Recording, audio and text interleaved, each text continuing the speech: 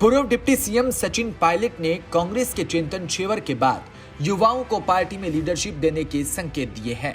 उन्होंने कहा कि चिंतन शिविर में लगभग आधे डेलीगेट्स 40 साल से कम उम्र के हैं।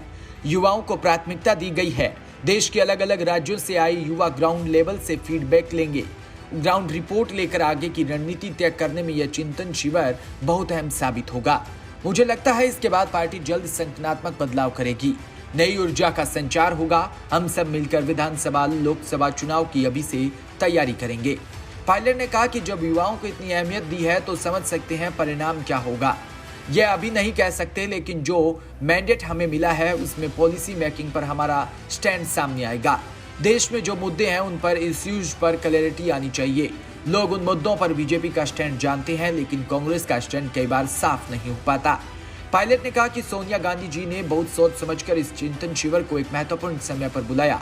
2-3 राज्यों में चुनाव है। इस साल लोकसभा चुनाव भी 2 साल बाद होने वाले हैं। ये बात सच है कि देश में एनडीए और भाजपा को राष्ट्रीय स्तर पर अगर कोई चुनौती देकर हरा सकता है तो वो कांग्रेस है।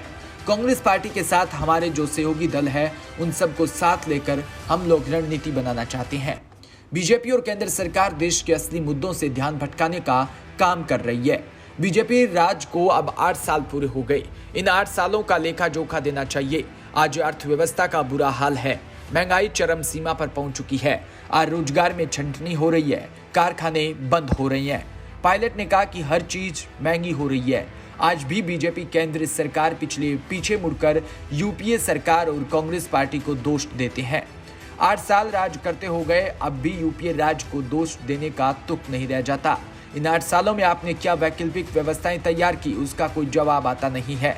चिंतन शिविर में अलग अलग समितियां बनी हैं। मैं राजस्थान में आर्थिक समिति का सदस्य हूं और चिदंबरम जी इसके संयोजक है। हमने 2 से 3 बैठकों में विस्तार से चर्चा की। हम मध्यम वर्ग नौजवानों की आवाज बनकर सड़कों पर आएंगे और वास्तविकता का परिचय केंद्र को अवगत करवाएंगे। Bureau report, DPK news.